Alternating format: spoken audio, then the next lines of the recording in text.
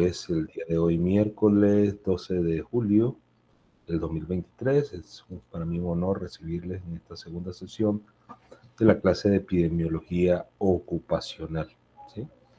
Ustedes pendientes ahí de lo que estén realizando. Por favor, si están conduciendo, caminando, están en el trabajo o están en el estudio o en la calle, por favor, la grabación la pueden ver posteriormente. Dedíquense a prestar atención a lo que ustedes están haciendo y a lo que están conduciendo. Si ustedes me permiten, comparto pantalla.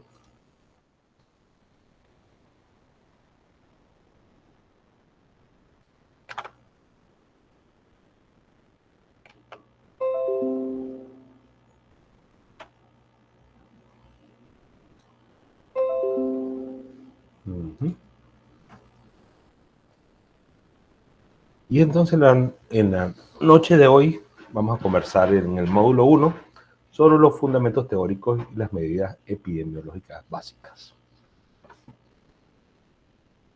Los objetivos de esta sesión de aprendizaje es que ustedes al finalizar el módulo puedan reconocer los fundamentos teóricos básicos de la epidemiología y su aplicación en el ámbito laboral u ocupacional. Sean capaces de nombrar los antecedentes históricos relacionados con la epidemiología actual y por último puedan distinguir las diferentes tasas, indicadores utilizados en la epidemiología y particularmente la epidemiología ocupacional y reconocer sus significados. O sea, ¿qué significan cuando hablamos de incidencia, prevalencia, riesgo relativo, odds ratio, todo ese tipo de indicadores que son importantes desde el punto de vista de la epidemiología y aún más la epidemiología laboral? Entonces haremos en primer lugar algunas definiciones, ¿sí? Y en primer lugar recordamos al padre de la medicina, Hipócrates, cuando nos decía que es más importante conocer a la persona que tiene la enfermedad que la enfermedad que tiene. ¿Por qué? Un momento.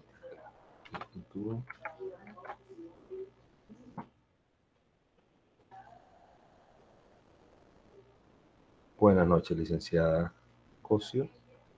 Le recordamos para que no tengan que pedir permiso, conectar con la cuenta institucional, pero le damos la más cordial bienvenida. Entonces, decía Hipócrates que es más importante conocer a la persona, al sujeto, que es objeto de una enfermedad o una condición de salud, que la propia enfermedad, porque las enfermedades no atacan, por decirlo así, de la misma manera a las personas. Hay una serie de factores predisponentes, no solamente físicos, biológicos, psicológicos o sociales, que llamamos determinantes de la salud y la enfermedad. Así que para conocer a nuestros colaboradores y las enfermedades que tienen estos colaboradores, tenemos que entender cuál es el entorno donde ellos tienen que interactuar, donde ellos tienen que elaborar, las condiciones en las que viven, cuáles son su acceso a la educación, a la cultura, a los servicios, para poder nosotros entender que esos factores de riesgo, ya sea biológicos, psicológicos, sociales, puedan estar teniendo un efecto tal que creen un desequilibrio en esta persona y en su medio ambiente, tal que se desarrolla entonces la enfermedad. Y en ese sentido, la epidemiología nos ayuda a entender cómo se producen las enfermedades en los contextos humanos, no solamente con los temas de la causalidad, sino cómo ocurre la dinámica de interacción entre el huésped, el agente y el medio ambiente. Comentábamos en la clase pasada muy brevemente que la epidemiología es el estudio o la ciencia que estudia la parte de la medicina que va a estudiar la distribución y los eventos relacionados o los determinantes de la salud en poblaciones específicas. Y de qué manera vamos a aplicar este conocimiento sobre la distribución y los eventos relacionados con la salud en la prevención y el control de los problemas de la salud.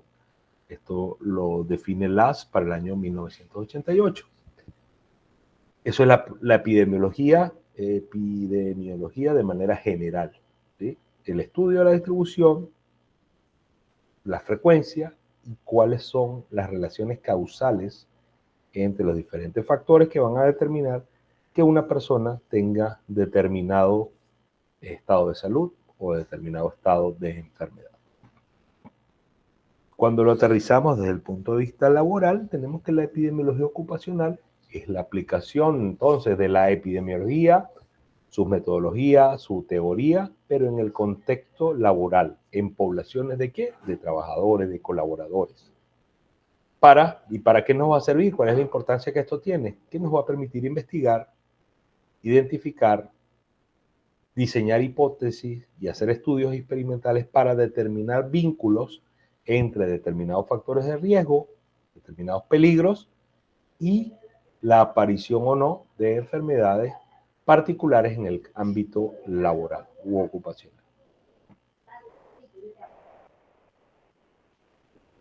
Un momentito.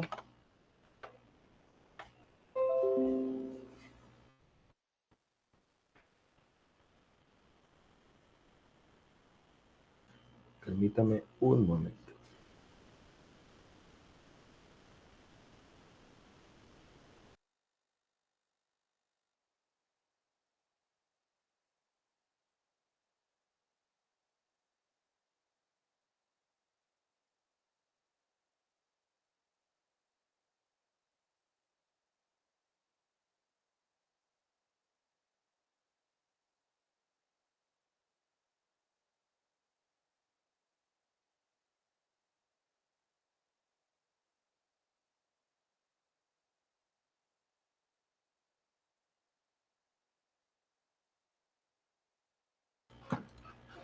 Muchísimas gracias. Disculpen la interrupción. Volvemos entonces.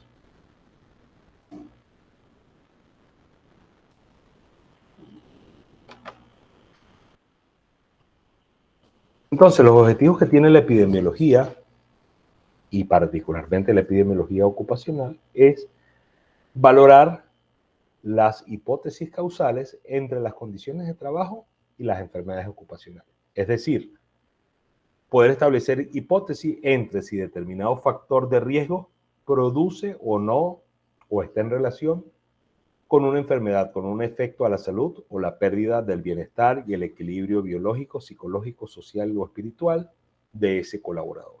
Entonces, nos permite identificar causas, establecer relaciones causales, pero además de identificar esas causas, nos permite conocer de alguna manera con qué frecuencia están ocurriendo estos eventos y de qué manera entonces se están desarrollando casos nuevos y si se mantienen casos nuevos con los casos que ya existían en diferentes relaciones que vamos a hablar como sería la prevalencia, la incidencia y temas como epidemia, endemia y otros términos asociados a la epidemiología. También otro objetivo de la epidemiología laboral es la evaluación de la eficacia y la efectividad de las medidas preventivas. ¿Sí? Una medida preventiva es todo aquello que nos permite evitar o mitigar un efecto, el efecto de un factor de riesgo en la salud de los colaboradores. ¿Y cómo sabemos si algo es eficaz o es efectivo? Algo es eficaz cuando sirve y realiza la función para la cual está diseñado. ¿Sí? Yo digo que un lápiz o un bolígrafo, por ejemplo, es eficaz en la medida que me permita escribir y permita entonces evidenciar un texto sobre la superficie de un papel. En ese sentido es eficaz porque está realizando la función para la cual fue diseñado. Pero cuando es efectivo o eficiente en el sentido de que lo hace utilizando la menor cantidad de recursos. Pero entonces para ello tenemos que hacer una comparación, ¿no es cierto? Para yo decir que un lápiz o un bolígrafo o una pluma es más eficiente, yo tendría que compararlo con otro. Y entonces decir, este lápiz o esta pluma, este bolígrafo, me permite escribir un mayor número de páginas, un mayor número de hojas, sin, digamos, mayor número que el contraparte en el que estoy comparando, ¿no es cierto? O tiene menos, me produce menos manchas en las manos, o me produce menos dolor cuando lo utilizo por tiempo prolongado.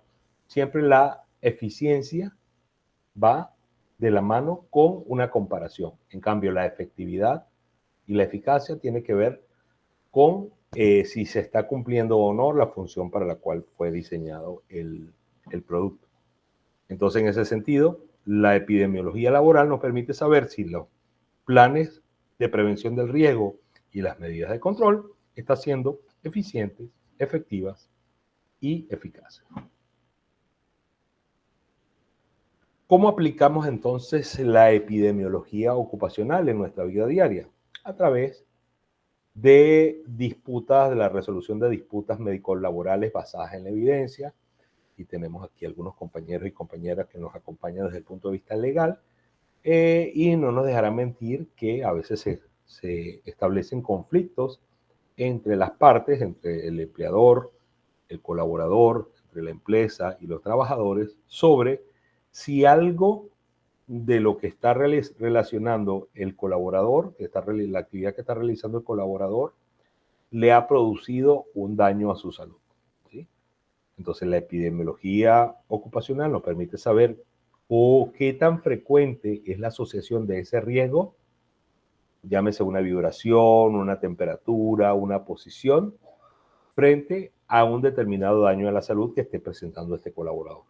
Número uno, con la empresa. Hay otros casos similares. Con otras empresas de la misma industria. ¿Cuántos casos se han presentado o no?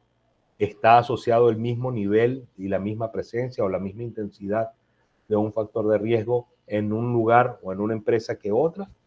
¿De qué manera eso está impactando en más casos o mayor severidad de los casos? Eso es lo que tenemos que ver con las disputas médico-legales basadas en la evidencia. O sea, que realmente haya prueba de que la exposición a determinado factor de riesgo efectivamente está produciendo un cambio en la situación de salud del o de los colaboradores. Nos permite saber y establecer, conocer prioridades en la práctica de salud y en la seguridad del trabajo. ¿Cómo establecer prioridades? O sea, número uno, nos va a decir cuáles son las condiciones de salud que más se están presentando en nuestras industrias, en nuestras empresas. Por ejemplo, en una que trabaje con material que provenga del agro, ¿no es cierto? En lo cual por lo mejor se está manejando ganado bovino o porcino, en lo cual las heces o los excrementos de estos animales puedan estar contaminados con diversos tipos de hongos que pueden crecer en la naturaleza, es diferente ese riesgo a un colaborador de oficina o alguien que trabaje con un esfuerzo físico o repetitivo. En ese sentido, si esta empresa está teniendo una mayor exposición a este tipo de riesgo y un mayor número de casos relacionados con esta condición de salud, entonces vamos a priorizar las acciones, las intervenciones enfocados en lo que está siendo más presente en esto. O sea, a lo mejor no nos funciona mucho una protección auditiva o el estudio ergonómico de la posición sentado, cuando el mayor número de casos de afectaciones son de vías respiratorias, temas infecciosos, ¿no es cierto? Así que dependiendo del nivel de riesgo, la frecuencia, la incidencia, la prevalencia de determinadas enfermedades en nuestra población objeto van a definir cuáles van a ser las estrategias de intervención. Esto a su vez, la epidemiología ocupacional nos va a permitir diseñar protocolos periódicos de vigilancia en la salud. ¿Qué es un protocolo de vigilancia? Como su nombre lo dice, vamos a estar pendientes, el equipo de salud ocupacional y de higiene industrial va a estar vigilante, pendiente de contar cuántos números de casos, si ese caso nuevo que ocurrió, qué condiciones estaba expuesta el colaborador que pudo haber dado lugar a esa afectación en la salud, ¿no es cierto? De tal manera llevar un adecuado reporte, y ese reporte tendrá una serie de acciones. ¿Qué pasa si se presenta un caso? ¿Se informa solamente al comité local o este tipo de casos alguna vez es necesario una denuncia o una notificación obligatoria a las autoridades sanitarias? Por ejemplo, un caso de infeccioso, un caso de una brucelosis, ¿no es cierto? Para los que trabajan en la parte agroindustrial. Por supuesto, nos permite apoyar en la educación de los trabajadores, de los colaboradores. Si sabemos en nuestras empresas cuáles son los riesgos que están presentes en mayor medida, cuál es el tipo de condiciones de salud que más van a estar afectadas, nos va a permitir establecer protocolos de educación, de capacitación a los colaboradores para que puedan mitigar este impacto, a disminuir el riesgo de sufrir enfermedades y, por supuesto, invertir en educación, pero no solamente en educación, sino todo lo que son los sistemas de protección, el equipo profesional de protección para disminuir, mitigar o tratar de que este riesgo no afecte la salud del colaborador. Nos permite identificar posibles mecanismos etiológicos. ¿Qué quiere decir esto? La etiología es la parte de la medicina que estudia qué causa una enfermedad. Algunas veces ya la conocemos, pero ¿qué pasa si no sabemos? De repente se nos están enfermando las personas o los colaboradores, por ejemplo, de un tema en la piel, pero no había habido un reporte anterior ni en esa empresa ni en otras. Entonces la presencia de algo en la piel nos hace estar alertas y a lo mejor identificar posibles causales o posibles nuevas afectaciones que a lo mejor un determinado producto que estamos utilizando cuando interactúa con otro producto químico, por ejemplo, o con una superficie de contacto o con algún material, ya sea de la ropa del colaborador o con algún otro material que esté en contacto del colaborador, se produzca entonces una reacción química que le produzca un daño a la piel, ¿no es cierto? Pero ese daño probablemente no haya estado reportado anteriormente. Entonces, esta identificación de una relación causal, de una relación etiológica, es importante dentro de la epidemiología ocupacional y para eso nos ayuda. Adicionalmente, también nos puede apoyar como apoyo, como datos duros, como evidencia en necesidades que tenemos para establecer y desarrollar intervenciones relacionadas con la prevención. Si yo voy a la empresa, ¿verdad? Voy al gerente o a la junta directiva y le digo, mira, necesito 10.000 balboas para este determinado equipo de protección, de alguna manera me va a decir, pero ¿por qué yo invierto esos 10.000 balboas en ese equipo de protección o no en otro, o yo lo invierto en la campaña de marketing? Ah, pues resulta que aquí tenemos el reporte de epidemiología ocupacional en el cual en el último año hubo una incidencia y una prevalencia de X casos de alteración auditiva en esta empresa, y para mitigar este riesgo y disminuir su impacto, entonces es requerida esta intervención, ¿no es cierto? Y junta directiva, manager, tiene que, de alguna manera, si está entendiendo y protegiendo la salud de los colaboradores, decir, bueno, mira, esa evidencia es suficiente. Pero si nosotros no presentamos la evidencia y es porque el equipo de salud ocupacional se le ocurrió que esto podía ser una respuesta, entonces, no, evidentemente tenemos que tener el reporte epidemiológico, el reporte del sistema de vigilancia, en el cual evidencia esto, y si la empresa no presta el debido cuidado, el debido apoyo, entonces poder elevar estos datos a los entes regulatorios, llámese Mitradel, llámese el MINSA, llámese la Organización Mundial del Trabajo, haciendo saber de que, mira, se están incumpliendo algunos requisitos de seguridad para los colaboradores, aún teniendo los datos. Y por supuesto, y no es menos importante, aunque esté de último, identificar los diferentes riesgos laborales que los que puedan estar presentes en nuestra población de colaboradores, por supuesto, para prevenir todo lo que es el impacto en su salud, de tal manera que la población en general, toda la población en Panamá, pueda tener una mejor salud y una mejor calidad de vida. ¿Qué eslabones tenemos en la cadena de la epidemiología ocupacional? ¿Sí?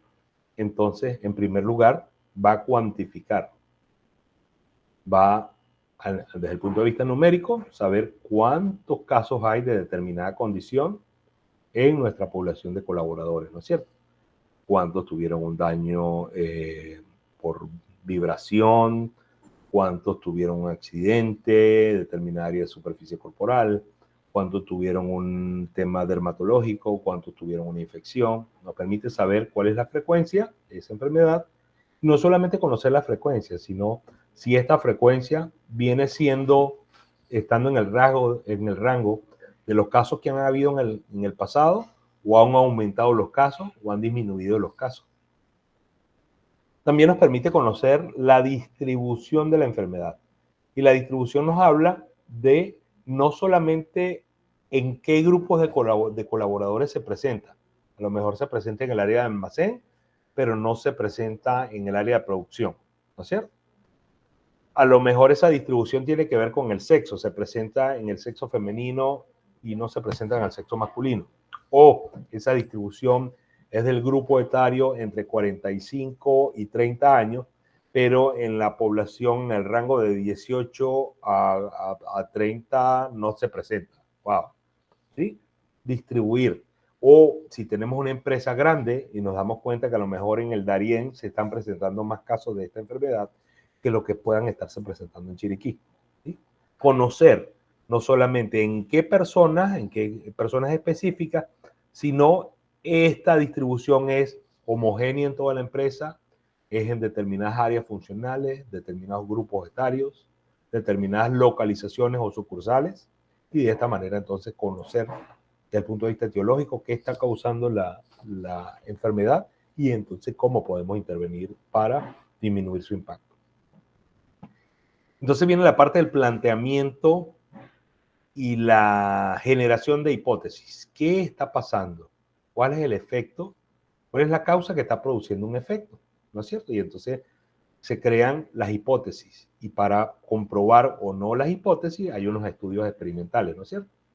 Entonces, y determinadas pruebas estadísticas que se realizan para verificar si esa hipótesis es verdadera o es falsa para poder decir si algo, un determinado elemento, tiene una relación estadísticamente significativa con el daño en la salud o con la presencia o no de la enfermedad.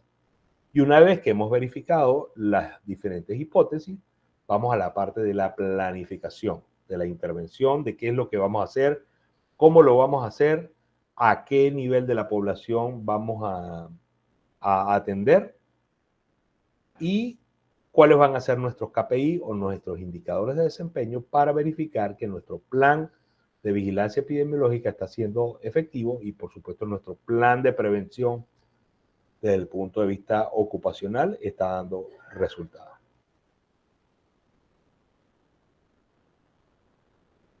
Una vez que ya realizamos las hipótesis, ¿no es cierto? Vamos entonces a desarrollar los estudios que les comentaba, los estudios epidemiológicos, para poder entonces conocer de alguna manera cuál es la relación que existe entre determinado factor de riesgo y la presencia o no de enfermedad. En primer lugar, existen los estudios descriptivos. Ellos solamente describen, echan el cuento, ¿no? Toman una fotografía de la realidad y dicen, bueno, en esta empresa hay determinados casos de dermatitis. Tenemos 25 casos de dermatitis, ¿sí? En una empresa que se dedica a la tipografía y litografía. Pero todavía allí nos da cierta idea de qué puede estar ocurriendo, pero no está obligada a demostrar esa relación causal. Simplemente describe una situación. Y nos permite de alguna manera generar una hipótesis. Un estudio descriptivo es un estudio inicial, un estudio de corta duración, es más o menos para tener una idea, un análisis de la situación actual de determinada empresa o determinada población para ver qué está ocurriendo.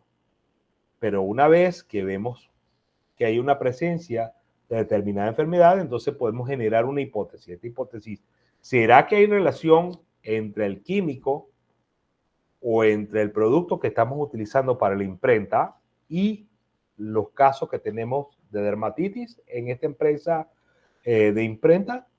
Entonces se genera una hipótesis. Pero hasta allí nos permite únicamente generar la hipótesis.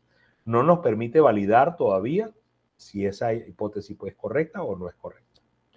Ya para eso existen los estudios analíticos observacionales. A través de la observación, la verificación, nos permite saber si esa hipótesis es correcta o no es correcta. Hay una relación causal entre el efecto de la salud y el factor de riesgo. Perdón. Gripecita. Entonces, para ello se forman entonces los grupos de comparación. ¿Sí? Tenemos un grupo. Yo que voy a hacer un estudio observacional, comparo un grupo que tuvo determinado efecto en salud, pero que estuvo expuesto a un factor de riesgo, y lo comparo con otro grupo que también estuvo expuesto al factor de riesgo, pero que no desarrolló la enfermedad. Y veo la relación estadística que hay, la relación matemática, para poder definir, mira, hay una relación, una fuerte tendencia, una fuerte relación entre las personas que estuvieron expuestas a este químico y aquellos que desarrollaron la enfermedad. Muchas veces no puedo decir que es causal, no, yo no puedo decir que esa es la causa, pero de alguna manera hubo una relación matemática estadísticamente significativa para decir, mira, al menos hay relación. Vamos a ir a estudiar un poquito más allá de qué es exactamente lo que está pasando.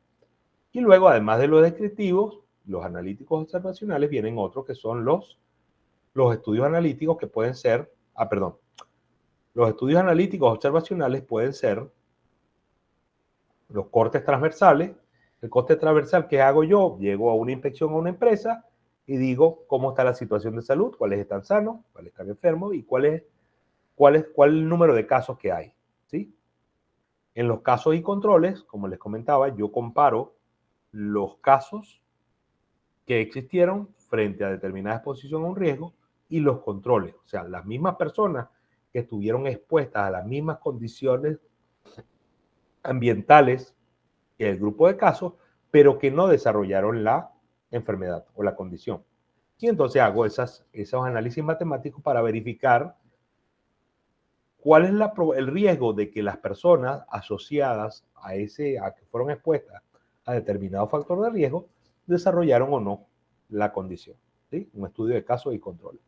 El estudio de cohortes, ¿qué es lo que hace? Agarra a un grupo de personas, un grupo de colaboradores, los toma, por ejemplo, en el 2020 y los continúa estudiando y verificando y controlando hasta que termina ese estudio, vamos a decir así, en el 2023.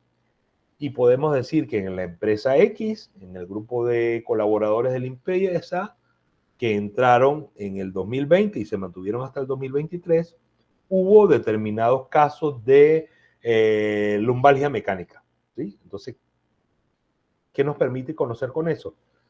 En todo ese tiempo que estuvieron estos colaboradores expuestos a determinados riesgos, verificar cuáles fueron las relaciones de causalidad entre si era que alzaban peso, si es que tenían una mala higiene postural, si es que no recibieron el suficiente entrenamiento en cuanto al uso y abuso de la columna o los equipos de protección, ¿no es cierto?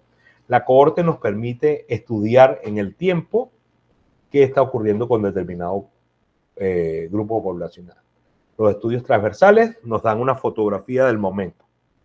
Casos controles nos permite comparar entre los que estuvieron expuestos a determinado factor de riesgo, quienes desarrollaron la enfermedad y quienes no. Y poder entonces establecer cierta relación que pueda decir los que desarrollaron la enfermedad fue por un riesgo mayor o los que estarían expuestos a este factor de riesgo podrían tener un riesgo mayor de desarrollar esta determinada enfermedad. Y el grupo de cohortes nos permite conocer en un lapso de tiempo a qué factores de riesgo fueron expuestos y cuáles fueron o cuál fue la cantidad de casos que resultaron positivos para esa enfermedad. Y hay un estudio un poco más complejo y robusto que serían los estudios experimentales, que vendría siendo los estudios experimentales, ya vienen siendo mucho más normados y tienen que ser estudios doble ciego, donde ni el colaborador ni el grupo de observación puede saber si la persona está expuesta o no a determinado grupo de riesgo. Usualmente son multicéntricos para poder verificar no solamente si las condiciones de Panamá fueron diferentes a las de Costa Rica, de Estados Unidos, de Tanzania o de Rusia, sino que tomando muestras de todos estos lugares nos permite hacer mucho más heterogéneos los grupos y evitar el sesgo epidemiológico. Así que son estudios mucho más robustos, pero al ser necesario que sean doble ciego, aleatorizados, donde sean multicéntricos. Esto hace que sean estudios mucho más costosos. Entonces hablemos un poco de los antecedentes históricos. Me comentan cómo va la situación, terminó el juego, cómo vamos. Me comentan. Mientras tanto, yo voy adelantando un poquito acá a antecedentes históricos para comentarles que por allá Hipócrates en el 460 a.C. aproximadamente nos decía que Hipócrates recomendó a los médicos explorar el entorno, o sea, no estudiar, como les comentaba al inicio, no estudiar la enfermedad como tal, sino la persona que estaba sufriendo esta enfermedad y reconocer a qué había sido expuesto, en qué trabajaba esta persona, de qué se alimentaba, cuáles eran las relaciones con esa persona, con su entorno, no solamente con su familia, con el ambiente, con el resto de la sociedad, para entonces empezar a entender que habían otros factores más allá del propio enfermo que podían explicar los procesos de salud de enfermedad. Y dentro de estos factores están los factores laborales u ocupacionales. Perdón. Por ahí para el 1700 aproximadamente, Ramazzini, en Italia, que es considerado el padre de la salud ocupacional o de la epidemiología ocupacional, y se recuerdan la semana pasada que le preguntamos a la inteligencia artificial quién era el padre de la epidemiología ocupacional y nos dijo por ahí otro man. Yo le dije, bueno, muchachos, tengan cuidado porque a veces la inteligencia artificial, ante una pregunta, él agarró un dato por ahí y dijo, este es, y te jura por su madre que ese es. Pero realmente fue Ramazzini el que se considera padre de la epidemiología ocupacional o de la salud ocupacional en general, porque empezó a describir en sus trabajos enfermedades relacionadas con el trabajo. En su libro De Morbis Artificum, que no es otra cosa que las enfermedades según las artes u oficios. Y entonces en aquellos trabajadores que trabajaban en las minas de piedra o las canteras, empezó a reportar casos de insuficiencia respiratoria asociadas a silicosis. La silicosis no es otra cosa que una inflamación de los pulmones, de los alvéolos, producto de la acumulación de sales de sílice, que son las partículas o el mineral que forman las piedras, ¿no? En este caso las canteras para el trabajo de mármol. En los sopladores de vidrio se verificaron algunos trastornos oculares y en algunos comerciantes expuestos al mercurio. Recuérdense que el mercurio es un elemento químico que está muy relacionado con los procesos de obtención y purificación del oro. Entonces los comerciantes que tenían que ver con la manipulación del oro, se evidenció una toxicidad neurológica. Y recordemos que el mercurio es neurotóxico principalmente. Luego, posteriormente, tenemos los trabajos de John Snow y alrededor de 1854 hubo una gran epidemia de cólera en Londres, y John Snow realmente es el padre, considerado padre de la epidemiología moderna. Si bien es cierto, Ramazzini es considerado el padre de la medicina laboral y particularmente de lo que es el enfoque epidemiológico laboral, no se conocía en ese momento, para la época de Ramazzini, eso que llamamos ahora la epidemiología, que no es otra cosa que la búsqueda de la explicación de una causa de una enfermedad cuando no tenemos el conocimiento de ella, para explicar entonces por qué aparecen las relaciones de causalidad y la frecuencia de aparición y mantenimiento de los casos. ¿Qué pasó entonces? En ese momento no existía agua corriente por tubería, por pluma, como la conocemos ahora, sino que en la ciudad de Londres se extraía el agua a través de unas bombas de tipo sifón que venían de pozos subterráneos. Y estos pozos subterráneos, a su vez, el agua venía del río Támesis, que es el río que está cercano a la ciudad de Londres. ¿Qué ocurrió? Las alcantarillas de esta ciudad iban a dar igualmente al río Támesis. Entonces, ¿qué ocurrió? Hubo una gran epidemia de cólera, ¿no es cierto? Cólera es una enfermedad producida por una bacteria, el vibrio cólera, y entonces en ese momento no se conocía, todavía no se había inventado el microscopio, no conocían esta bacteria. Y entonces no había decían que la enfermedad estaba causada por los humores, por las maldiciones, que si te veían medio raro, pero esta persona a través de su observación pudo identificar que las personas que tomaban agua de una determinada fuente en un determinado barrio de Londres tenían mayor cantidad de casos de cólera y mayor número de defunciones. Si lo comparaban con otras áreas de la ciudad que se servían de otras fuentes. Y pudo identificar que esta epidemia de cólera estaba relacionada principalmente con esta fuente y logró convencer a las autoridades de que cerraran esa fuente de agua y de esta manera se logró controlar el brote de cólera. ¿Y qué fue lo que ocurrió en ese momento? Todavía no se conocía, como le digo, la bacteria, pero de alguna manera se pudo verificar que las personas que habían tomado agua de allí, agua contaminada, tuvieron entonces el tema de cólera. Y la explicación posterior fue que el área de la ciudad donde no tuvieron casos de cólera se servía de fuentes de agua que se alimentaban río arriba, es decir, por encima de la ciudad, antes de que empezara a discurrir por la ciudad, mientras que esta fuente, esta bomba, estaba ya aguas abajo, bien entrada la ciudad. Entonces, ¿qué ocurre? Con las mismas deposiciones, evacuaciones, entraba a través de esta bomba agua contaminada con la bacteria y evidentemente se producían estas enfermedades y estas muertes. Esto lo que dice es, oye, tenemos que buscar la manera a través de la observación de ver qué está causando un efecto en la salud, de tal manera de poder hacer una intervención para minimizar y mitigar ese riesgo. Por eso se considera a John Snow el padre de la epidemiología moderna. Y lo mismo vamos a hacer nosotros cuando establezcamos en nuestras empresas los sistemas de vigilancia epidemiológica. ¿Qué está pasando? ¿Por qué está pasando? De manera a poder establecer políticas de prevención, de mitigación de riesgo, de protección para evitar que se siga produciendo el daño en la salud de nuestros colaboradores. Luego, por ejemplo, a finales del siglo XIX, Ludwig Wien, en Alemania, presentó la experiencia de 3 casos de cáncer de vejiga en trabajadores expuestos a aminas aromáticas en una fábrica de tintes de fucsina. Fucsina es un elemento químico que es importante en la fabricación de tintes de color rosado, de color cian, pero que se descubrió que tiene un gran efecto cancerígeno.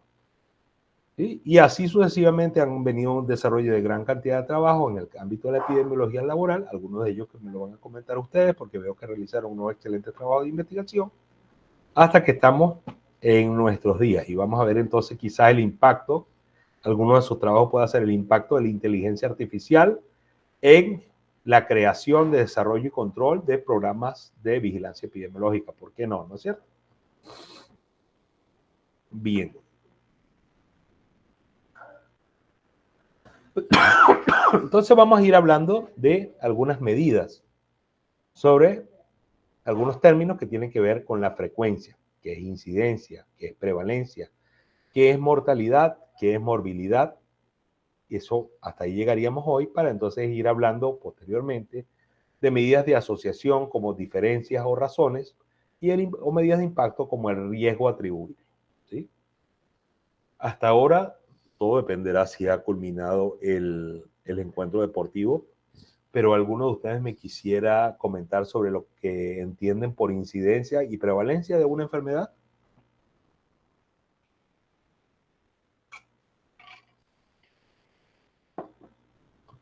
Bueno, no hay mayor problema. La incidencia. Yo le digo, profesor. Ay, dígame, no me Para que no se sienta tan... para mí la incidencia es cuando se manifiesta el evento. Okay. Y la prevalencia es los casos o sea, el número de casos en el tiempo. La prevalencia tiene que ver con el tiempo. Y la incidencia con la manifestación del fenómeno. Ok, sí, vamos en ese sentido, vamos bastante orientados, pero cuando la incidencia se convierte en prevalencia. Y puede ser el mismo colaborador. Con el indicador del tiempo. Ok. El tiempo. ¿En qué sentido? Cuénteme. ¿Cómo? ¿Cómo? Ay, se me fue.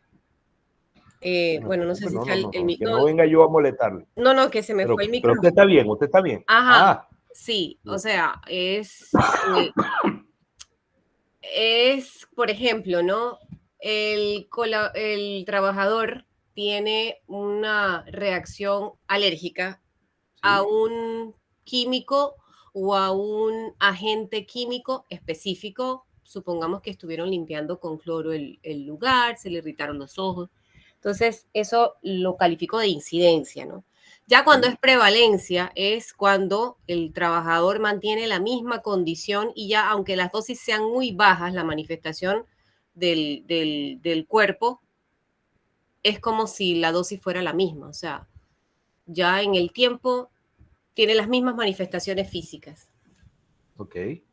Nos habla entonces quizá un poco de cronicidad, ¿no? Sí, correcto. Ujú. La incidencia nos habla más Viéndolo de lo desde un agudo, trabajador, exacto. La incidencia a lo agudo y la exactamente. prevalencia, Es como lo grave, sí. Ajá. y de alguna manera nos permite saber la incidencia son los casos nuevos frente a la prevalencia, que son los casos ya conocidos, ¿no es cierto? Un ejemplo, una enfermedad, por ejemplo, diabetes mellitus.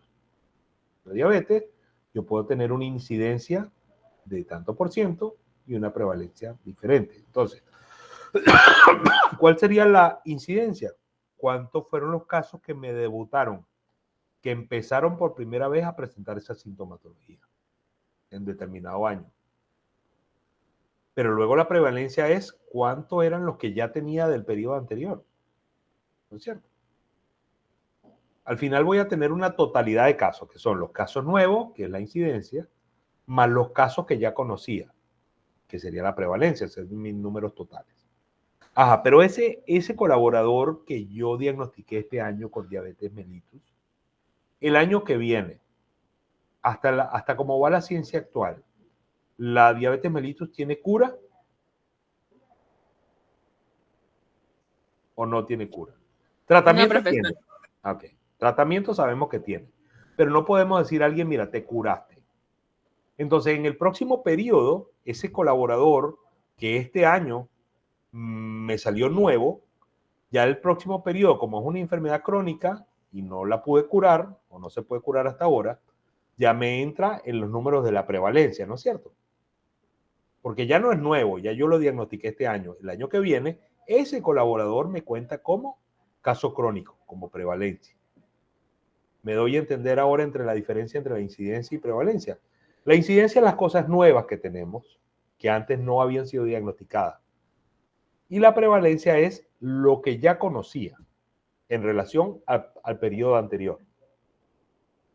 Usualmente cuando hablamos de incidencia o prevalencia, hablamos de por cada grupo de habitantes o hablamos por o colaboradores, habitantes o colaboradores, o hablamos por año. Una incidencia del 7% anual. Quiere decir que cada año, por cada 100 colaboradores, 7 de ellos van a tener determinada incidencia.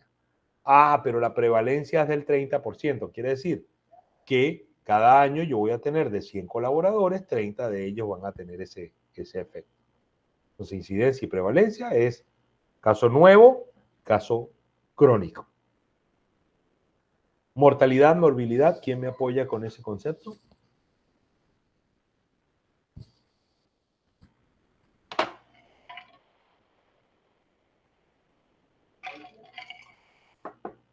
La morbilidad y la mortalidad tienen que ver con una tasa, o sea, con una cantidad de personas que van a ser afectadas por ese efecto, por ese factor de riesgo. Es decir, ¿cuál es la morbilidad de mi porcentaje de colaboradores o la empresa X presenta en su número de colaboradores una morbilidad de lumbalgia del 10%? O sea, ¿qué quiere decir? 10% de su fuerza laboral sufre de lumbalgia o de lumbago o de dolor de espalda en el 10%. Pero eso le afecta, pero no, de alguna manera no fallecen por eso. En cambio, podemos hablar de mortalidad cuando ese efecto de ese riesgo en salud me está acabando con la vida del colaborador o del paciente. Un ejemplo de ello, ¿cuál es la tasa de mortalidad en accidentes por traumatismo contuso en cráneo por caída de material sin el equipo de protección? ¿No es cierto? La morbilidad es simplemente la afectación, la enfermedad. La mortalidad es el número de fallecidos que ocurren por ese factor de riesgo. ¿Sí? Endemia, epidemia. Recién salimos de una pandemia. ¿Qué términos son esos? Dios mío. El chat vino por ahí. No. Adelante, no, aquí estamos abiertos, no tienen que levantar la mano. Adelante, señor Martínez, licenciado.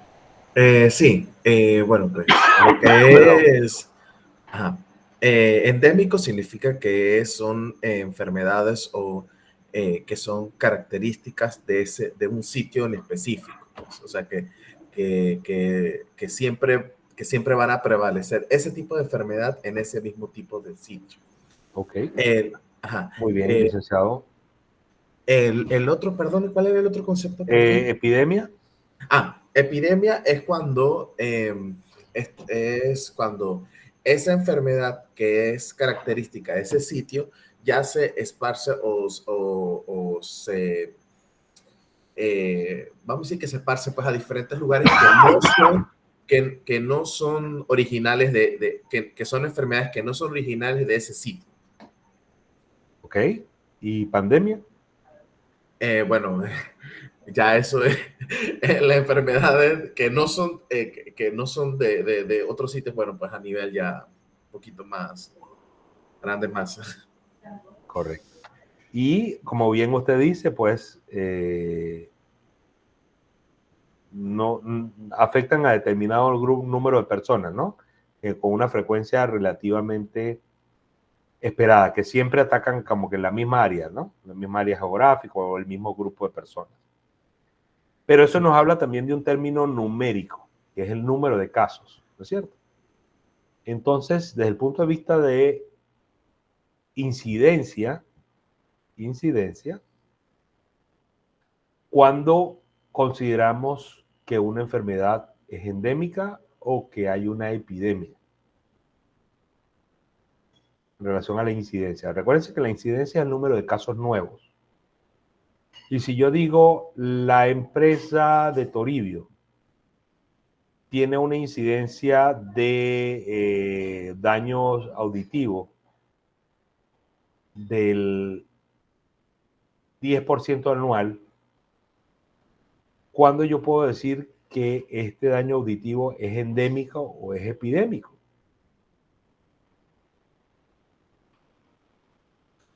Tiene que ver un poco con el número de casos, ¿no es cierto?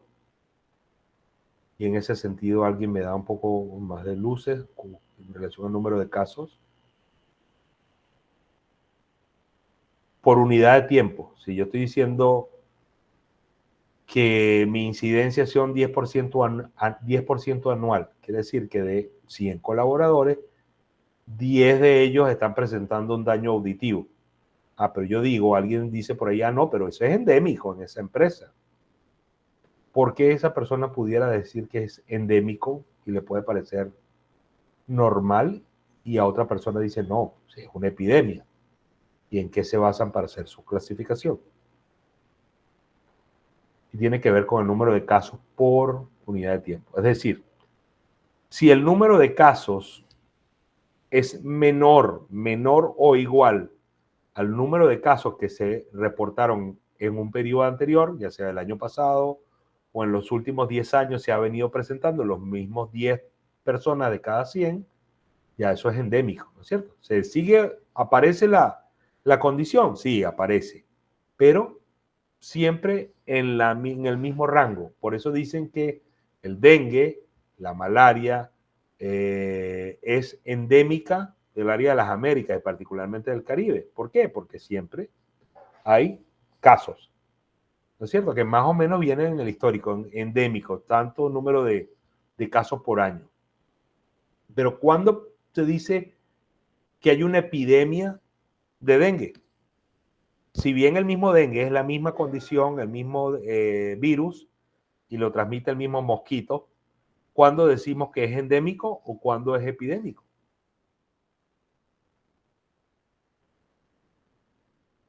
Es endémico cuando el número de casos no sobrepasa el periodo anterior. ¿No es cierto? Pero cuando sobrepasa, aumenta de un año para otro, entonces en el 2023 hubo una epidemia de dengue, porque ocurrieron más casos que los esperados. ¿No es cierto? ¿Tuvimos una epidemia de COVID? Sí, tuvimos una epidemia de COVID. ¿Cuándo pasó a pandemia? Cuando hubo casos reportados que sobrepasaron la cantidad de casos nuevos esperados, y esto ocurrió a nivel de los 5 continentes, a tal punto que la Organización Mundial de la Salud, que es el único ente que puede declarar una pandemia, dijo, mira, aquí hay epidemia por todos lados, pero si hay epidemia en Asia, África, América y Oceanía, entonces sí se denomina pandemia. Ok. Ustedes han escuchado por allí que la viruela está erradicada, ¿no es cierto? Gracias a la aparición de las vacunas, ya esa enfermedad de la piel infecciosa que daba lugar a unos cambios brutales en la piel, en la cara de las personas, afortunadamente con el uso de vacunas está desaparecida de la faz de la Tierra. Quedan por ahí unos virus en unos laboratorios secretos de las Fuerzas Armadas de yo no sé qué país, bueno, pero ya no hay casos nuevos. Desde 1950, 1960 no ha habido casos nuevos de viruela. Si en este momento ocurriera un solo caso de viruela, uno solo, ¿cómo lo llamaríamos?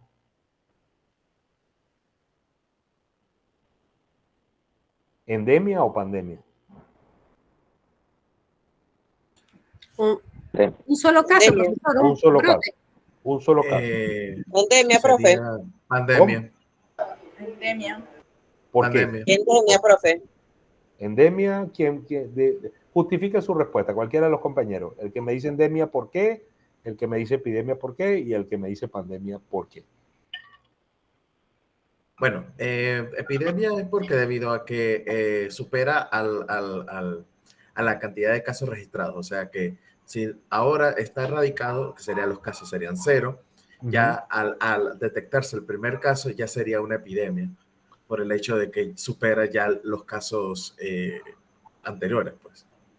De acuerdo. No logro ver ahorita su nombre, pero creo que el licenciado Lozano me corrige. No, José Montenegro. Montenegro, gracias, Leo Montenegro.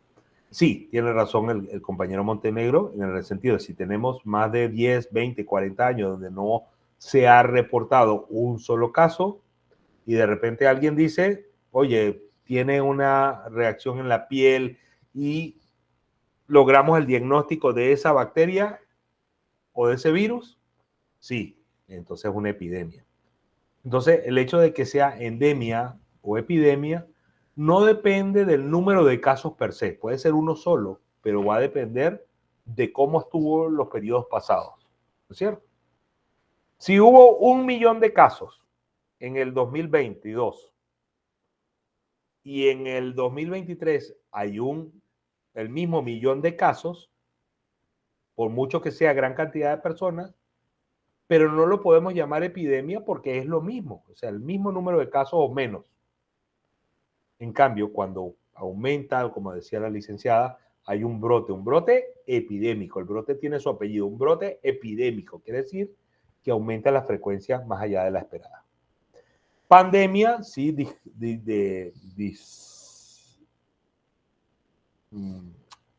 discuto con ustedes porque en ese caso, aunque sea un solo caso, sí tendría que presentarse en los 5 continentes, ¿no es cierto? Y la Organización Mundial de la Salud decir, mira, tuvimos ya un brote en América, otro en Asia, Europa, si ya esto, aunque sea uno en cada uno, ya estamos hablando de pandemia, ¿no es cierto? Porque no esperábamos 5 casos y menos con afectación de los 5 continentes o más. ¿Tenemos alguna pregunta, alguna duda hasta acá? ¿Queda claro este concepto de endemia, epidemia? Y es las endemias y las epidemias también aplican desde el punto de vista laboral. No crean que solamente son condiciones infecciosas. Si de repente ahora por algún vencimiento o alguna falla en el equipo de protección, yo tengo 14 casos de lumbalgia para la semana que viene, que no reporté en los últimos 3 meses, se trata de una epidemia, ¿no es cierto? O sea que no solamente hubo una bacteria, un virus ahí que nos atacó la cosa, sino han escuchado por ahí la epidemia de la obesidad o la epidemia del uso individuo de opioides, la epidemia de los opioides que tanto afecta a los Estados Unidos. No son temas infecciosos, sino que el número de casos cada año aumenta y el número de muertes que ocurre por uso y abuso de opioides y estupefacientes es brutal. Bien, yo comentaría que hasta ahora culminaríamos lo que yo tengo que presentarles y les pediría, si ustedes gustan, me puedan comentar brevemente cuando son las 9, déjenme ver la hora aquí, 9 de la noche y tenemos ahora 30 minutos. No sé, cualquiera de los equipos, primero, antes que nada, si tienen alguna duda, alguna pregunta, algún comentario sobre lo que hemos visto hasta ahora. Todo claro, profesor. Gracias. Gracias, licenciada Castillero. Todos tienen sus grupos, lograron unirse, los compañeros que fueron uniéndose posteriormente, lograron establecer ya sus grupos para trabajar.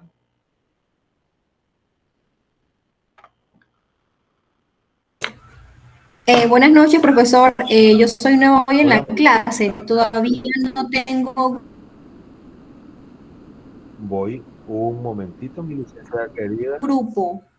Vamos para allá, ya la vamos a ayudar con eso. Sí, profesor. De igual manera, José Montenegro y mi persona, Emanuel Lozano, tampoco pudimos unirnos a un grupo. Ok. Y le pregunto a la compañera Ángela, ¿su apellido se pronuncia Cosio o Cosío?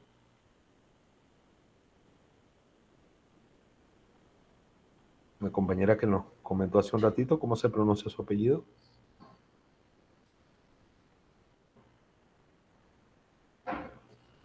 Bueno, invitaría a los compañeros a formar el grupo adicional. Creo que nos faltaba el grupo número 5, ¿no es cierto? Si usted, a los 5 estaría Joana, Nadia y Macy, si ustedes me permiten. O sea, armaríamos un tercer grupo. Perdonen. Listo, profe. Entonces seríamos mi persona, José Montenegro, Emanuel Lozano y la compañera Ángela Cosio. Perfecto. Entonces, grupo 6, ¿no es cierto? Tenemos tiempo entonces para entregar esa tarea que quedó pendiente la vez pasada. Yo vuelvo a compartir por el grupo lo que se buscaba, ¿no? Vamos a tener la oportunidad de que algunos compañeros nos muestren hoy su avance. Entonces me comentó Montenegro. Sí, adelante. Lozano me dijo. Y la compañera Cosio, ¿cómo lo debo pronunciar? Licenciado Montenegro, ¿me recuerda su nombre?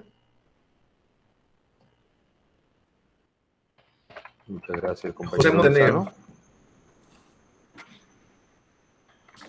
Emanuel ¿Sí Lozano. bien? La Sí, compañera profesor. Ángela, ¿no es cierto? Ángela Cosio. Sí, es que se me congeló, no sé, la... Cosio, perfecto. No se preocupe, un gusto, licenciada, y bienvenida. No se preocupe que tenemos tiempo para hacer esto y muchísimo más. Así que se pone en contacto con los compañeros a través del grupo WhatsApp, armen su equipo, y para ver más o menos en qué andamos, yo invitaría a algunos de los equipos que guste presentar su trabajo, que ya todos lo vimos acá, que está en plataforma, cada uno de ustedes lo puede revisar. Profe, tengo una Sí, consulta. ¿El PowerPoint era individual o teníamos que entregarlo todo el mismo, un solo PowerPoint de las definiciones? Bien, desde el punto de vista del Padlet, con uno me es suficiente. Pero una vez que tengamos el enlace, que se los debo, en el Moodle, sí es importante que lo coloque cada uno para que todos tengan su valoración. Yo evalúo el trabajo colectivo, ¿no es cierto? Probablemente vayan a tener toda la misma nota como grupo, pero es importante que esté la evidencia para que a nivel de plataforma pueda estar su nota. ¿Sí? ¿Me voy a entender? Ah, ok. No, lo que pasa es que nosotros como grupo no lo hicimos todos individuales, Ah, no te pensando que preocupes, era, ajá. Y no te quería estar preocupes. claro. Entonces, todos los talleres que hagamos es Ajá. en grupo. Siempre en Todo. grupo, pero recuérdense que Ok. a nivel de Moodle siempre tienen que subirlo individualmente. Individualmente. Pero no Ah, ok. hace falta que a mí particularmente me entreguen. Con que tenga uno y ahí estén los integrantes, no pasa nada. Ah, ok, listo, profe. No es que No, habíamos pensado que era individual la investigación y es uno solo del no. grupo, pues. Ah, ok. Aquí por eso nos apoyamos como compañeros, como profesionales. No que vamos a estar cargando a nadie, pero oye, unos días podemos el otro día tiene más posibilidades el otro. Trabajo colaborativo, ponernos de acuerdo y hacer las actividades. Sé que y entiendo que algunos compañeros o compañeras no han podido tener el acceso como tal a esa aula virtual de la salud pública, el campo virtual de la OPS, y no se preocupen, no es que van a tener menos nota, al contrario, o sea, si alguien lo puede hacer adicional ese curso de epidemiología que ofrece la OPS, considérelo un valor agregado en su hoja de vida. Pero el hecho que no lo tenga, oye, yo no puedo, digamos que alguien me va a sacar 80 o 90 porque no pudo acceder a la plataforma. Yo les pediría como, oye, intentarlo más, pregúntenle a algún familiar, a algún amigo cómo hacer para que puedan registrarse, de tal manera de que, mire, a estas alturas del partido y como está la situación laboral, un curso de epidemiología de la Organización Panamericana de la Salud puede hacer la diferencia que usted tenga un trabajo o no esté en un trabajo. Cuando se ve la importancia y ese deseo de capacitarse, de obtener diversas fuentes de información, ¿sí? Yo, como tal, no puedo evaluar a unos y a otros no. Por supuesto que el que lo tiene va a tener como un punto extra, pero si no lo puede hacer porque desde el punto de vista tecnológico no le permite la tecnología, por supuesto que lo entiendo. Pero no se queden con el primer intento. Vayan a busquen alguna persona o algún otro equipo donde puedan inscribirse y desarrollar ese curso, que ya por ahí tengo algunos compañeros que lo han ido subiendo su certificado y les doy mi respeto y mi felicitación. Hasta ahora, ¿alguna pregunta, alguna duda? Legna, José Félix, Linda, Emanuel, Ángela, Carlos, Joana, compañera David, todo el equipo que tenemos hasta ahora presentes. ¿Alguien quiere ganarse esos 100 puntos que estoy regalando el día de Tengo dos hoy? consultas. Dígame, Tengo dos licenciada consultas. Castillero. Una, si el curso de epidemiología tiene alguna expectativa de que quienes podamos acceder a la plataforma lo desarrollemos en un tiempo específico. Tiene hasta el final. De acuerdo. Y Pero otro, con eso del final, yo soy un poquito temeroso porque todos me lo dejan para el final. Pero sí, mientras antes, mejor. Porque, ¿qué ocurre? Quizás puedan entender algún término relacionado con incidencia, prevalencia, corte transversal, estudios epidemiológicos, casos y controles, que a lo mejor este servidor no sea tan bueno explicárselo, ¿no? En cambio, si ustedes ya lo escucharon en otro lugar, pudieron verlo, y yo simplemente se lo recordé, va a ser mucho más fácil que ustedes lo apliquen en su trabajo. Entonces, el certificado lo subimos a la plataforma también y el certificado del Google Scholar Profile que participamos también lo subimos allí. Exactamente, todo acá al Padlet y yo luego en el Moodle también haré cada uno de los elementos para que ustedes suban cada uno de sus entregables, de manera que no sean solamente auditables para mí, sino para la universidad del tipo de profesional que estamos formando multidisciplinario y bien capacitado. Gracias. A usted, licenciada Castillero. ¿Quién quiere ganarse los 100 puntos de hoy presentando su trabajo? Yo lo voy a presentar. Usted misma, vamos. Tiene la capacidad de... Sí, no estoy compartiendo, puede hacerlo cuando usted guste. Y si queda tiempo, el grupo TLB también. Perfecto. Claro que sí. Deme un segundo, que no. ¿Cómo terminó el juego? Yo he escuchado gritos de los vecinos que creo que Panamá ha metido por lo menos 1 o 2 goles, Excelente, felicitaciones. pero no sé. Estoy pegado aquí en clase de hace como 3 horas y no he podido. Adelante, Larissa. Ahorita va empate el juego, 1-1. ¿Qué pasa? Gracias, Leiner. Allá, listo. ¿Lo ven? Sí, si puedes entonces ampliar, perfecto, se observa. Ajá. Perfecto. Adelante. Ok, dice la evolución, epidemiología, el taller 1, Ajá. evolución Cuéntame un momentito, perdóname, licenciada Ajá. Larissa, a Dele. los compañeros que se unen recientemente, ¿cómo hiciste? ¿Qué metodología trabajaste? O sea, ¿cómo obtuviste esta información? Ok, lo utilicé con el que usted puso, EPK Chat. ¿ChatGPT? Ajá, Chat Correcto. GPT. Ujú. Perfecto. De ahí buscamos la información. Entonces Súper, sería... entonces, Ajá. adelante, preséntelo de nuevo. Ajá. Ahí. Evolución histórica de la epidemiología ocupacional. La epidemiología ocupacional es una rama de la epidemiología que se enfoca en el estudio de las enfermedades y los problemas de salud relacionados con el trabajo y el ambiente laboral a lo largo de la historia. Ha habido importantes avances en esta disciplina que han ayudado a comprender mejor los riesgos ocupacionales y mejorar la salud y seguridad de los trabajadores. A continuación se le presentará una evolución histórica. ¿Lo leo todo, profe? No te preocupes. Ok. Ajá. Siglo, muy brevemente. Ajá, el siglo XVIII, XIX, XX. Dice que en el siglo XX la epidemiología ocupacional se desarrolló aún más. Se llevaron a cabo estudios epidemiológicos sobre la exposición al amianto y su relación con el cáncer del pulmón y las enfermedades pulmonares intersticial. Se establecieron normas y regulaciones para proteger la salud de los trabajadores en varios países. Muy bien. Bueno, vuelve un momentito al anterior, si me disculpa. Fíjense que en el siglo XVIII, si bien no hace la llamada a la atención de Ramazzini, pero sí se dice aquí que se evidenciaron los efectos negativos del mercurio en la industria del sombrero y los problemas respiratorios en los mineros de carbón con el tema de la silicosis. Perfecto. Aquí adelante. Vamos entonces a la década de 1980, el 90, volvemos al siglo XXI. En los últimos años la epidemiología ocupacional ha seguido evolucionando. Se ha llevado a cabo estudios sobre los efectos de la exposición a campos electromagnéticos, el riesgo de trastornos musculoesqueléticos muy común relacionados en el trabajo y los problemas de salud mental en los trabajos digitales.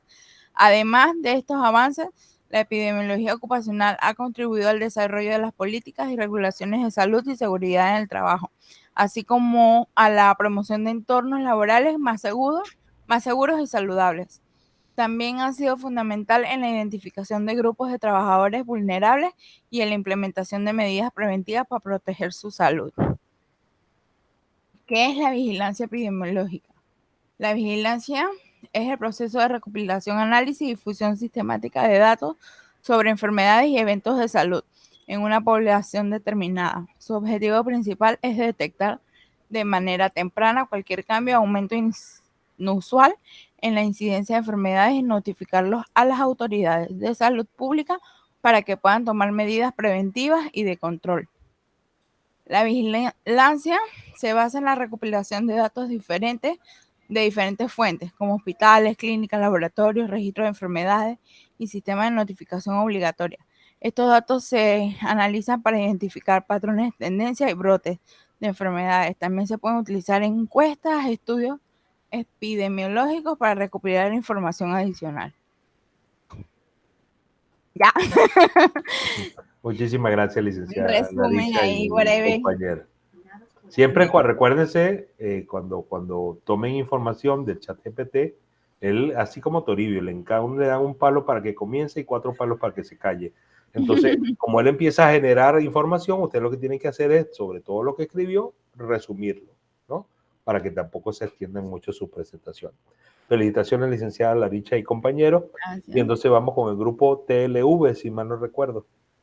Sí, profesor, o algún compañero lo puede proyectar, o si usted me hace el favor de proyectarlo, si puede. Déjenme ver dónde lo tengo. Dígame cuál de todos estos que vemos acá es el suyo. Estoy presentando o no. Ya le digo. Ajá. Dígame. Ay, gracias. Ajá, ¿cuál es el que es? Ajá.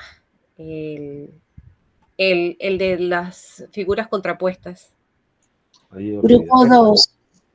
Grupo 2. Grupo 2. De acuerdo.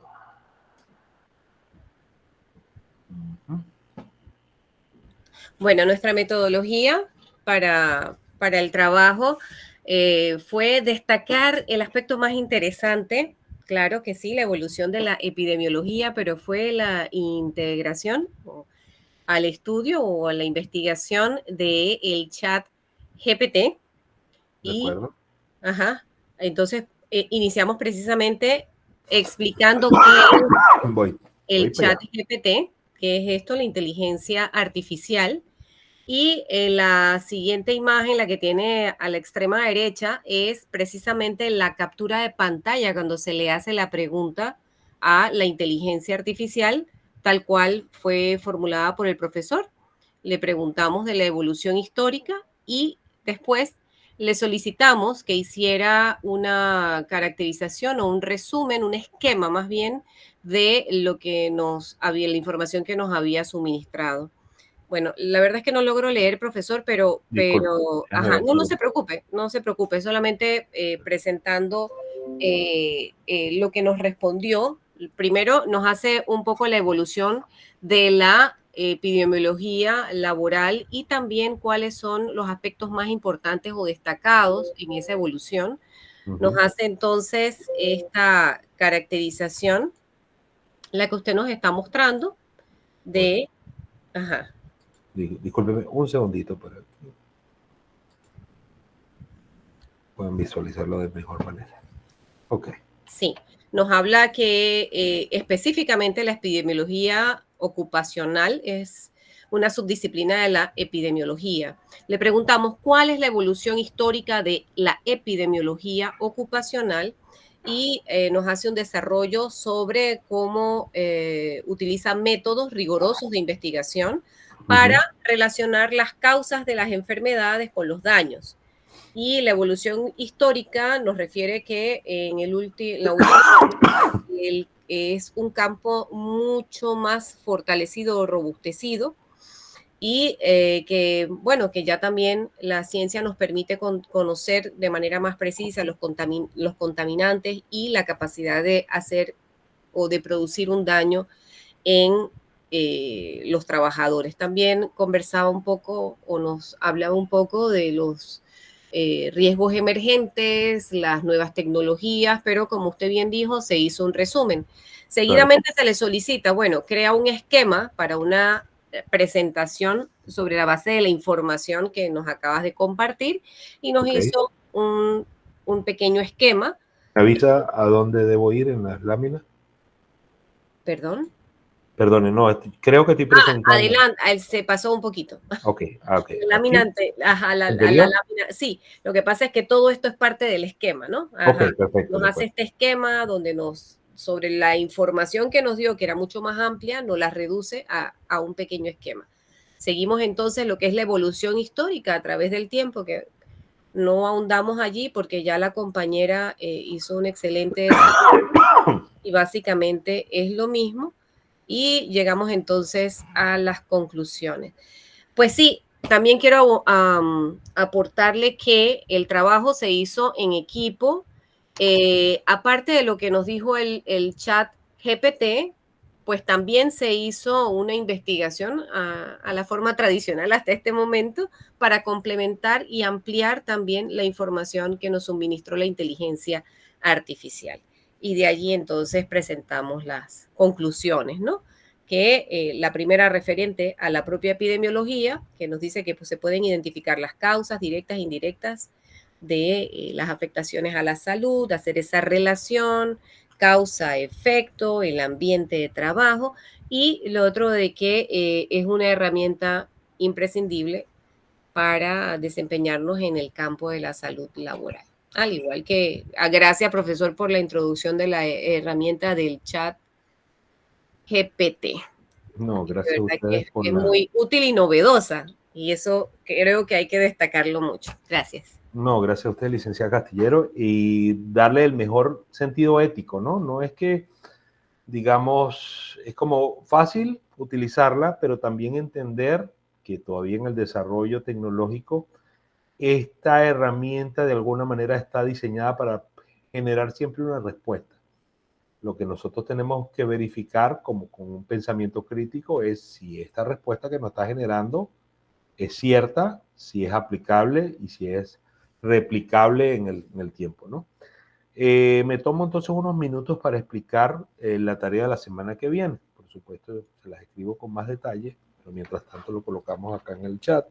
Y sería, podemos utilizar la misma metodología, ChatGPT, pero también verificándolo con otra fuente es, explica los diferentes estudios epidemiológicos existentes y su aplicación en la epidemiología ocupacional. Esa es la primera pregunta, ¿no? Estudios epidemiológicos. Y cada uno de ustedes tiene un área donde está elaborando, donde se está desempeñando. Entonces, le vamos a dar la instrucción a la herramienta artificial, a la inteligencia artificial, es diseña un estudio de casos y controles para determinar el efecto de, le voy a poner puntos suspensivos, ¿verdad? En la salud de los trabajadores en una industria de, le pongo puntos suspensivos. Es decir, le preguntaríamos al ChatGPT que nos ayude a diseñar un estudio de casos y controles, que es uno de los estudios epidemiológicos, pero para buscar el efecto de algo. ¿Qué es ese algo? Lo puso en 3 puntos, es dependiendo del enfoque de la industria de cada uno de ustedes, de algún factor de riesgo, ¿no es cierto? Puede ser vibración, puede ser ruido, puede ser frío, puede ser una bacteria, puede ser un virus, puede ser el tema de acoso laboral en la salud de los trabajadores de una industria de salud, en un hospital, en un matadero, en una industria beneficiadora de aves, en una industria producción de láminas de acero, ¿sí? En cada uno de los se ponen de acuerdo de cuál van a presentar, ¿verdad? Según el que hayan obtenido una mejor respuesta y la presentan como equipo. Si lo pueden hacer de manera igualmente una infografía, una PPT, muchísimo mejor. Recuérdense que, como Toribio, al ChatGPT le gusta hablar mucho. Traten de aterrizarlo. De todo lo que me dijiste, dame un resumen para yo entonces poderlo poner en mi lámina y que no sean tan extensas. ¿Sí? ¿Me doy a entender, compañero? Profesor, buenas noches. Hola, buenas noches. ¿Cómo está, licenciada Messi? Muy bien, gracias. Profesor, en mi grupo las 3 somos de diferentes áreas. Ok. Y en la segunda pregunta, cada una la hace. Cada una le hace su pregunta. Y entre ustedes vean cuál les quedó más interesante. Okay. Eso significa que en la presentación solo colocamos una de las 3. Una de las 3. Pero es importante que practiquen todos ustedes con la herramienta y vean de alguna manera qué les llamó la atención en su respuesta y nos la presentan. Okay. Puede ser que sea por lo novedoso, puede ser por lo extraño, puede ser por el tipo de protocolo que les está mostrando. Así que será bien recibido. Ok, muchas gracias. No, a ustedes. Igualmente lo colocaremos por el grupo de WhatsApp unos minutos y en nuestra página, como ya les presenté, para los que se nos unen recién al grupo, tenemos una página para subir las presentaciones. ¿No es cierto? Que vendría siendo esta. Tenemos este grupo hermoso que tenemos acá con las fotografías de todos. Esperamos la foto de los nuevos colaboradores. Y tenemos este otro grupo para las presentaciones y los entregables. Entonces, los que se van uniendo, ya por acá el compañero Lozano, Montenegro, falta por ahí la compañera Cosio. Y bueno, por acá entonces estaremos colocando en el grupo de WhatsApp, ¿dónde es que está la cosa? Epidemiología ocupacional y la tareita por ahí. Toribio, aquí está la tarea. ¿Sí? Dudas, preguntas, comentarios, 9:21 de la noche. Hola, buenas noches, ¿Alguna profe. recomendación? Betsabe, ¿cómo estás? Bien, profe, ¿y usted? Cuéntamelo todo. Profe, una consultita con referente bueno, la exposición de la tarea de hoy. Entonces tendríamos que en la próxima clase exponer este tema de la tarea de hoy y más la... No, ya hablamos de la otra. ¿Sí? Ok, la nota Porque, entonces claro, sería... Ajá. Lo la que no entiendo es nota, la metodología de la nota, profe. Como no pudimos poner todo, entonces los que no expusimos, la calificación sería más... suban todo Lo su subimos. entregable.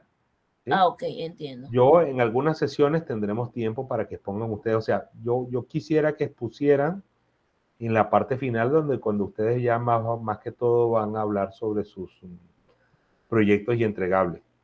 Y la clase que viene ya yo no voy a hablar tanto, sino que ustedes me van a explicar eso de los temas de casos y controles. Yo hice una pequeña introducción hoy, aprovechando que estamos en juego, para que ustedes estuvieran más pendientes del juego y yo ir adelante con la clase. Pero ya la que viene, entonces sí ustedes lo explican un poquito mejor, ¿sí? De toda la locura que yo hablé, ya ustedes lo aterrizan un poquito más y cómo aplicarlo en sus diferentes partes de trabajo. Así que por la nota de hoy, hoy nos llevamos 100 puntos. El que no quiera 100, que avise, levante la mano. Por eso hacía la pregunta, profe. Gracias. Muy buenas noches a todos. Igual. Descansen, equipo. Gracias, buenas noches. Chao, profe, gracias. Hasta luego. Déjenme suspender la grabación. Buenas noches, profe. La grabación, bendiciones. Que descansen.